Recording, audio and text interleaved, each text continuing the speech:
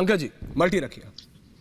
मैं सुधांशु जी से एक बात पूछना चाहता हूँ। सर। आपने इतनी सारी चीजें गिनाई, कितनी सही है कितनी नहीं है, इसके बहस में मैं अभी नहीं जाऊंगा। तो मुझे ये बताइए कि विपक्ष लगातार क्यों मजबूत हो रहा है और भारतीय जनता पार्टी लगातार कमजोर क्यों हो रही है। असल में सुधांशु त्रिवेदी जी जिस पार्टी में हैं उसके कारण वो सामाजिक राजनीतिक चेतना के थोड़े मलिन बहाव की मंझधार में फंस गए हैं।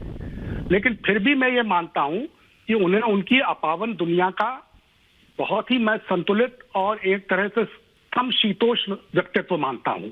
मैं उनको जानता दूर दूर से हूं, लेकिन मानता हूं कि कई बातें ऐसी हैं कि जिन्हें वो शायद ज्यादा बेहतर तरीके से समझ सकते हैं।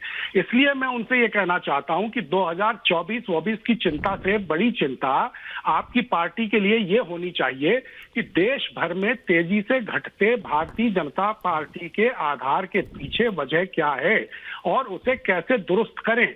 पिछले 10 साल में सुधांशु जी जैसे जैसे नरेंद्र भाई मोदी निजी तौर पर महाकाय होते गए हैं, भाजपा का जो संगठन है वो उसी तरह बौना होता चला गया।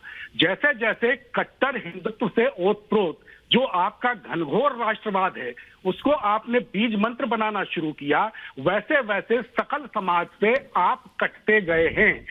Sudhanshu ji, you have put all your eggs in one basket. और तो और जो आपका पितृ संगठन है वो भी एक व्यक्ति का जो इस तरह का लार्जर देन लाइफ परछाई हो गई है उसके बोझ तले छटपटा रहा है। तो ये बुलबुला जिस दिन फूटेगा और ज्यादा देर नहीं है तब ये आपका सब कुछ ले बैठेगा। असलियत ये है सुधांशु जी कि आपके तमाम आंकड़ों के बावजूद, आपकी इन तमाम कथित उपलब्धियों के बावजूद जो हिंदू मतदाता है उसका भी भारी बहुमत नरेंद्र भाई के पक्ष में नहीं है। 2014 में भी नहीं था, 2019 में भी नहीं था। आप देखिए कि जब 2014 में नरेंद्र भाई मोदी दंडनाते हुए आए, रायसीना की पहाड़ी पे चढ़ गए, तब 17.25 करोड़ हिंदू मतदाताओं ने भाजपा को वोट किया था और 27 करोड़ हिंदू मतदाता भारतीय जनता पार्टी के खिलाफ वोट देके आए थे। एक विशेष घटना हुई 2019 में जिसके कारण आपको 303 सीटों का इतना बड़ा बहुमत मिला।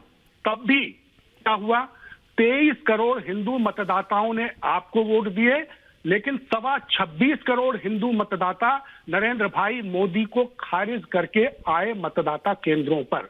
इसलिए 2024 में सुधांशु जी जो 56-57 करोड़ हिंदू मतदाता जाएंगे ना वोट देने के लिए, उसमें से इस बार 18-20 करोड़ भी हिंदू मतदाताओं का वोट आपको मिल जाए तो बड़ी बात होगी। तो जब जो आपका मूल आधार है हिंदू मतदाता, अगर उसका ये हाल है तो आपकी ये सब आंकड़ेबाजी और इस सब का, इन सब दलीलों का कोई मतलब नहीं है।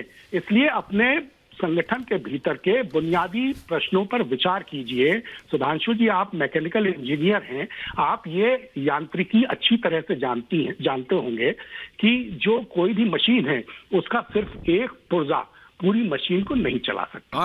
वो सभी पुर्जों के समन्वित प्रयास से चलती है।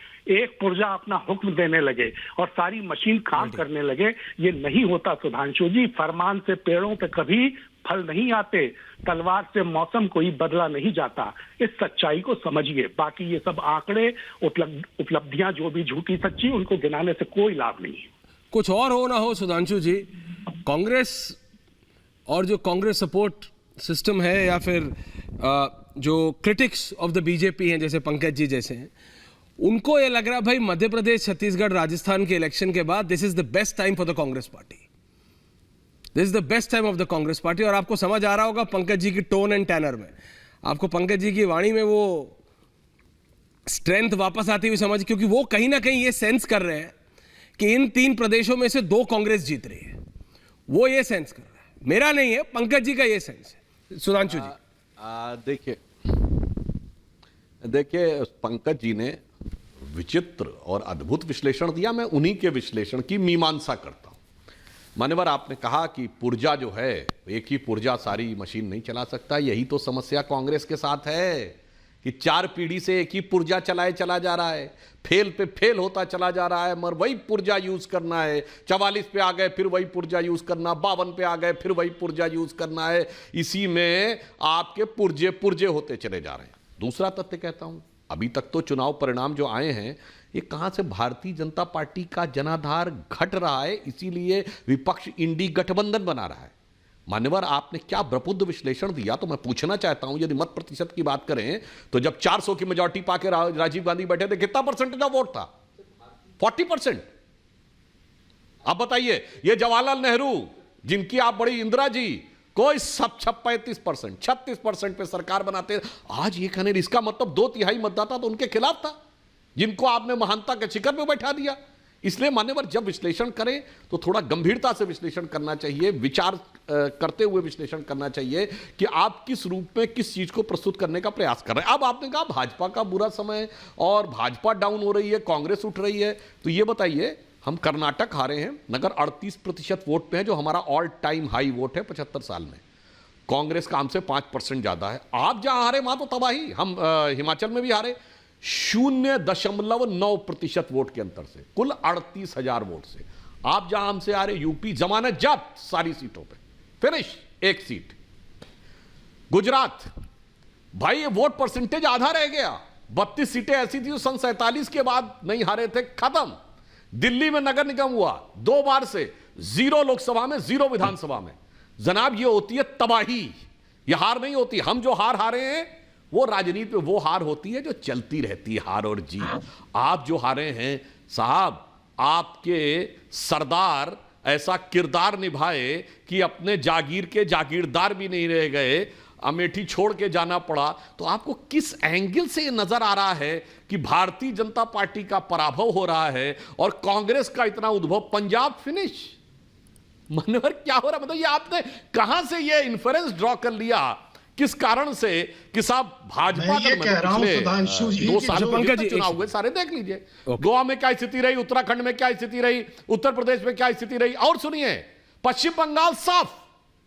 मान्यवर, हम 38% वोट के साथ पश्चिम बंगाल में खड़े हुए हैं। आज लेफ्ट भी साफ, कांग्रेस भी साफ, पूरा 0 पे आ गए। और तो सुनिए, केरल में जहां हमेशा सरकार बदलती रहती थी, यूडीएफ एलडीएफ, वहां भाई साहब कांग्रेस दोबारा नहीं आ पाई और तिरुवनंतपुरम की नगर निगम में भाजपा सबसे बड़ा दल है और उधर कारगिल में भी है। तो भाई साहब, मुझे समझ में नहीं आ रहा ये आप कौन सा विश्लेषण कर रहे हैं। इसलिए मेरा मानना है पूर्वाग्रहग्रस्त विश्लेषण अलग हटकर हम तो वो हैं जो सदैव कहते हैं भारत माता की जय और वंदे मातरम। आपके यहां ऐसे उदाहरण देखने को मिलते हैं। और एक लाइन और कह दूंगा ऐश्वर्य जी, अरे अभी राजस्थान चुनाव में बड़ा बढ़िया उदाहरण देखने को मिला। क्या? एक लाइन, अरे भैया वो राहुल गांधी और सोनिया गांधी जिंदाबाद करे तो एक नेता ने डपट दिया, घासो कह लो जिंदाबाद कहो, इतना ही नहीं, उनसे राहुल गांधी सोनिया गांधी मुर्दाबाद।